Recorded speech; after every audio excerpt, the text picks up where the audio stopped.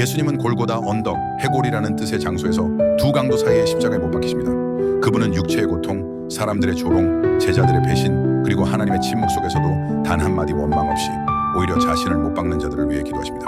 그분의 시선은 자기 자신이 아니라 자신을 해치고 있는 이들, 그리고 그들 뒤에 있는 인류 전체를 향하고 있었습니다. 예수님은 그들이 지금 무슨 일을 하고 있는지조차 모르는 죄인들이란 걸 아셨고, 하나님 앞에 그들의 죄를 중보하며 용서를 구하신 것이었습니다.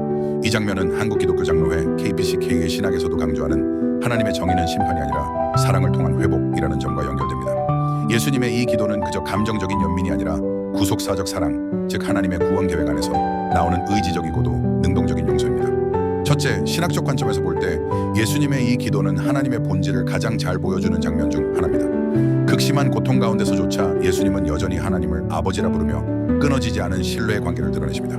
또한 예수님은 자신을 못 박는 자들을 향해 분노하거나 저주하지 않고 오히려 그들을 하나님께 맡기며 용서를 간구하십니다.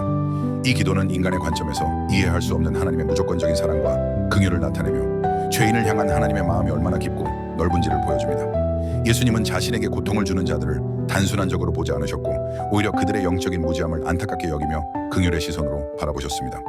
이 말씀을 통해 우리는 하나님의 사랑은 조건 없는 은혜라는 사실을 깨닫게 됩니다. 둘째, 구속사적인 관점에서 볼 때 이 기도는 예수님의 삶과 사역, 그리고 십자가의 의미를 집약적으로 보여줍니다.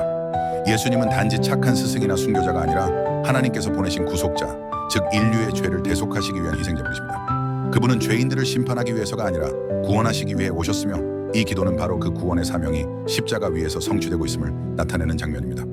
예수님은 자신을 십자가에 못 박는 자들뿐만 아니라 모든 세대의 죄인들, 곧 당신과 나를 포함한 모든 인류를 위해 이 기도를 드리셨습니다.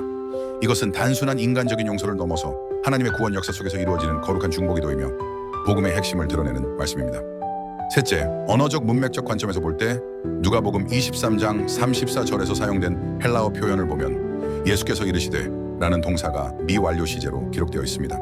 이 시제는 단회적인 동작이 아니라 반복되거나 지속적인 행동을 나타냅니다. 이것은 예수님께서 한 번만 이 기도를 하신 것이 아니라 십자가에 못 박히는 동안 계속해서 반복적으로 이 말씀을 하셨을 가능성을 보여줍니다.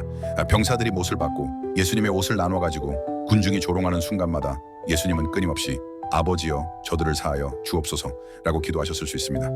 이 사실은 예수님의 용서가 일시적인 감정이나 충동이 아니라 고통의 한가운데서 의지로 선택한 지속적인 사랑이라는 점을 강조합니다.